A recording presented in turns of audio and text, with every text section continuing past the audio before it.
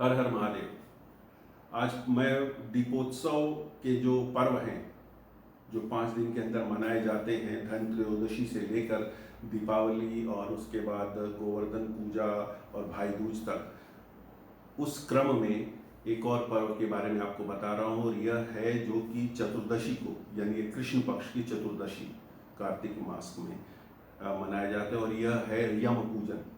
यम पूजन में भगवान यमराज का पूजन किया जाता है और इस दिन तेल से शरीर की मालिश करके और फिर भली भांति स्नान किया जाता है, क्योंकि वैसे कार्तिक मास में तेल की मालिश निषिद्ध की गई है, लेकिन इस दिन तेल की मालिश की जा सकती है। और उसके बाद भली भांति स्नान करके फिर यम भगवान का पूजन किया जाता है। और उसके अंदर उनको उनके 14 नामों से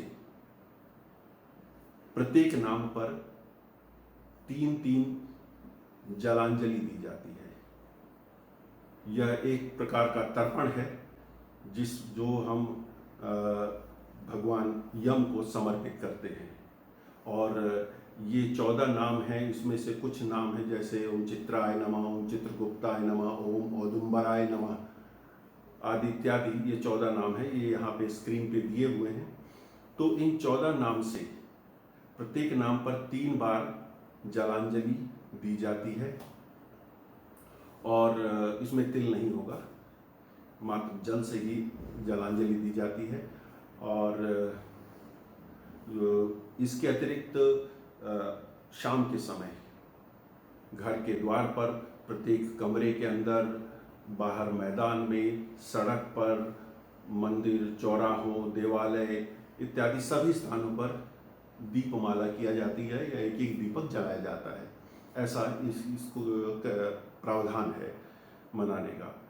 और इसके पीछे जो पौराणिक कहानी वह यह है कि जब राजा बलि को भगवान वामन अवतार ने पराजित कर दिया था और 3 पग जमीन मांगी थी, 3 कदम भूमि मांगी थी, तो 2 कदम में ही भगवान ने सभी लोग कवर कर लिए थे। और जो तीसरा था वो पूछा कि मैं कहाँ रखूं, तो राजा बलि ने अपना सर आगे कर दिया था कि आप तीसरा कदम मेरे सर पर रख दीजिए। इस पर भगवान प्रसन्न हुए और उन्होंने कहा कि तुम मुझसे कोई वर मांगो।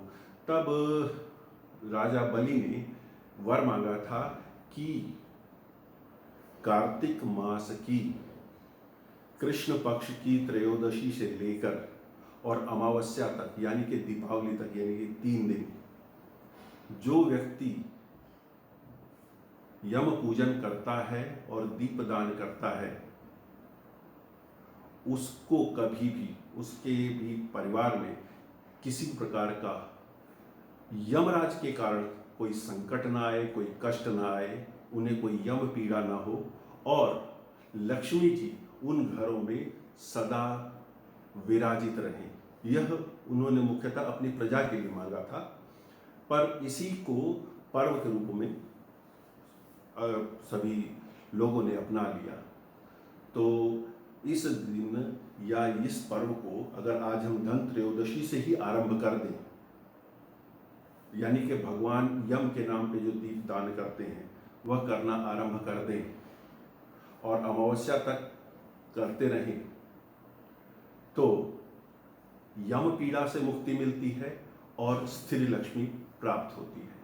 तो ऐसा महात्म्य है इस नरक चतुर्दशी या यम पूजा के पर्व का। मैं शुरू में बताना भूल गया कि इसे नरक चतुर्दशी पर्व भी कहा जाता है। और इस पर्व पर मैं आप सभी को अनंत शुभकामनाएं देता हूं और प्रार्थना करता हूं कि जैसा इस पर्व का महात्म्य है कि किसी के परिवार में भी यम पीड़ा न हो और सभी को स्थिर लक्ष्मी प्राप्त हो। हर हर महादेव।